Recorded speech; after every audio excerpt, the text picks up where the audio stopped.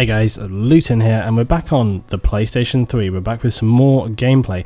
Now I was trying to wonder what I was going to make this episode. It actually kind of fits the remit of Battlefield Preppers, because there is a lot in this game to take away. There's a lot, and we'll sort of discuss it as we go along. I haven't done any round breakdowns for quite a while, so I'm actually going to break down this round and sort of talk around it. I'm in with Scorpion and Xavier, a couple of other guys around it in the game that I know, but I want to point out as well that they're full teams both sides, and you can see that they're being pretty aggressive. Okay, the round has only just started. I'm grabbing the Humvee here. They've for some reason abandoned it. Battlefield Preppers notation right here: do not abandon your vehicles, the enemy will steal them and run you over. Okay, don't just jump out of a vehicle, don't just use it as a personal transport. It's an important tool in the game. You cannot afford to just bail out for reasons like this. Next point that I just make right here: get on the objective. Okay, I was in that Humvee there, and clearly there was only one other guy next to me was going for the objective. Now I couldn't see him, but it was very apparent to me that there was barely anybody next to that objective. You can hear all this sniper fire. They've also harmed A. Look at this, okay? I'm going straight on the objective. I turn around, I managed to drop that guy, but he managed to take me down. But at least I managed to kind of get on him. So being proactive, throwing yourself into those situations, getting onto the objective, getting onto the enemy players all at the same time, it's extremely important. You need to be on the move. You need to be, hitting those things fast, hard. Be aware of everything that's happening. And this, like right here, for example, I know this guy's going to be waiting for me.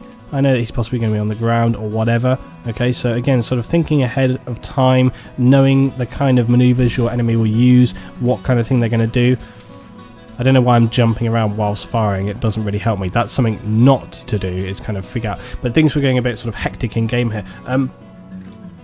I wish that I'd actually been able to live com this round, because it was really intense, and the communications and the sort of general chat we were having was really, really great. But it's just quite hard to set up. But no doubt you can see the kind of intensity of this situation. We were panicking, trying to get on the MCOM, take that one guy out. We're going in on the next guy as well. He goes down as well. Now I'm trying to get disarmed, but I get sniped out.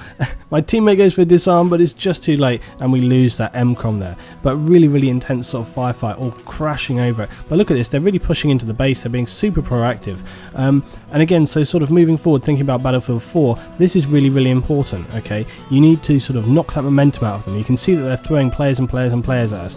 I'm picking up the 2 revives here. I'm not 100% sure if it was safe. I said to Xavier after I got that revive, I was like, sorry if that was a bad res, dude. He was like, no, it was okay. So yeah, sometimes you got to try for the revive. It's not always going to be successful, but I think the key thing when you're reviving, make sure that I think it's okay to go for a revive if you think it's safe. If it's not, well, bad luck. Okay, look at the players right here though. 6. We're only down 7 to 12 right here, so we're like 5 players down. We're 5 players down, but we're still trying to hold the line. We're still trying to hold them.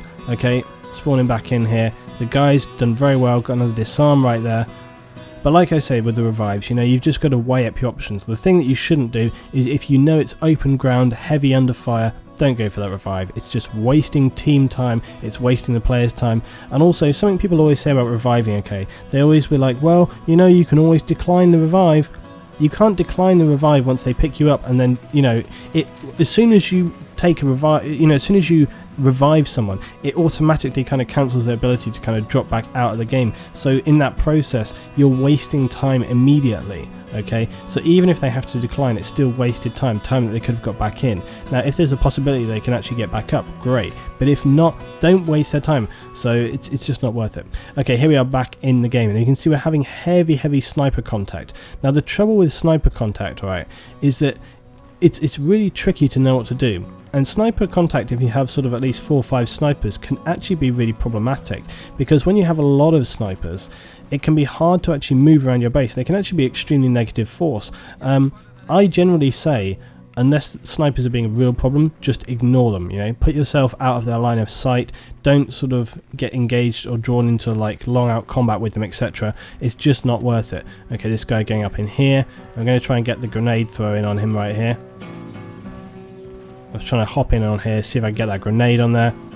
Don't get in, but I want to make sure this is clear. The last thing we want is a squad spawning, getting ready for him. There he is on the floor, down he goes. The last thing I say we want is a squad spawning.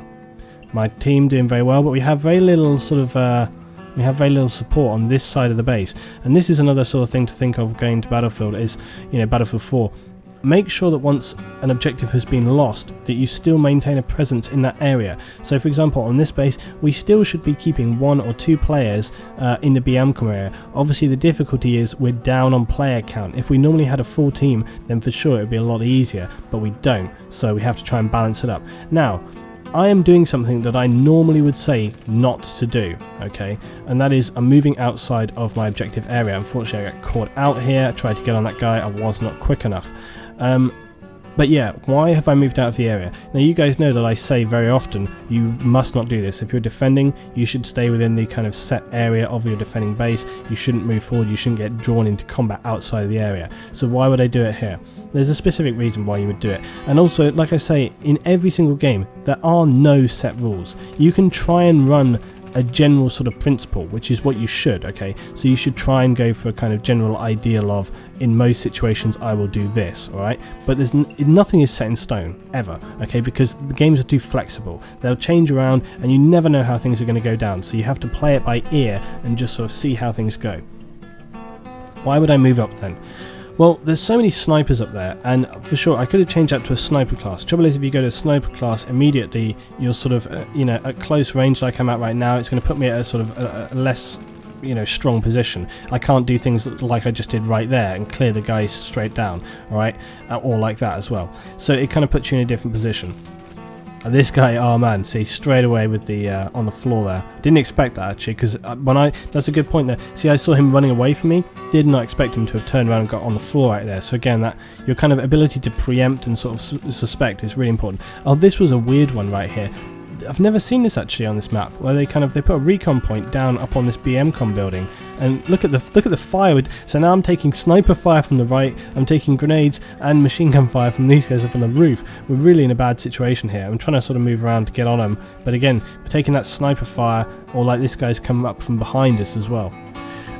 Anyway, sorry, just to round off though, why would I get up the hill? The reason I went up the hill, it was like a fast attack, okay? All I wanted to do was to make them know that they were vulnerable, okay? I wanted to try and just shake them out of there, because they were up there for so long.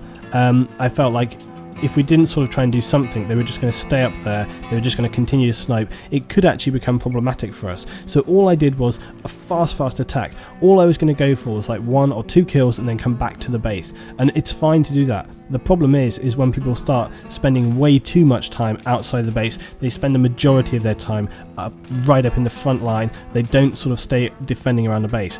That is a problem, because then when you have that many people doing that kind of thing, what will happen is that your objective is weak.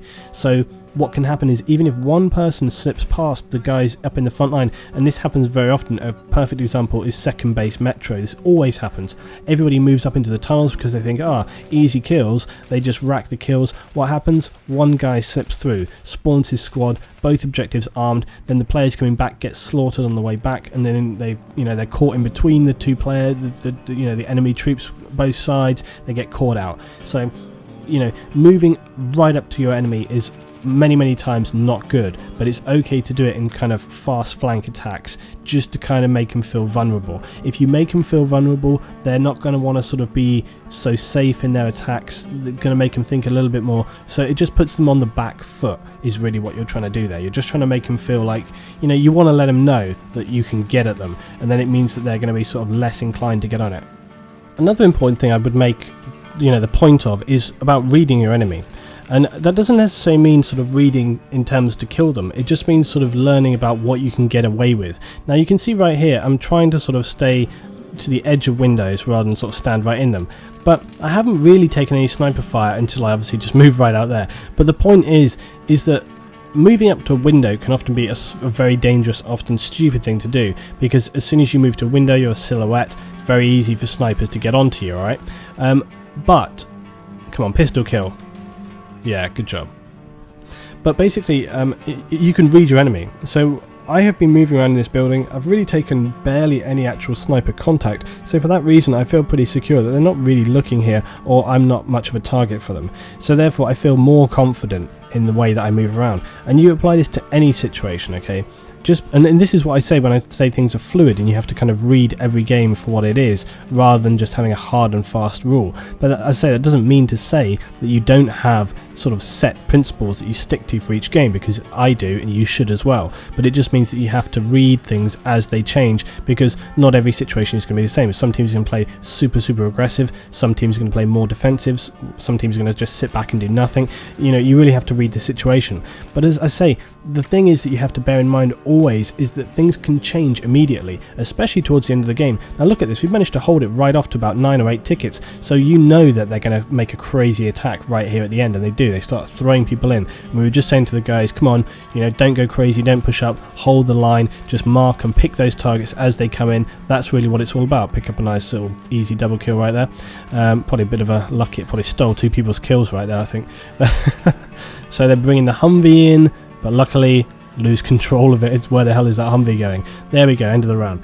So there's a lot going on there, but I think one of the main things to take away from this, right, is about reading your enemy. Look at what they're doing, think about what you can get away with, what you can push up, what you need to do, where you need to be. It's all about reading, understanding. It's one of the most important things that you can think about when you're playing Battlefield.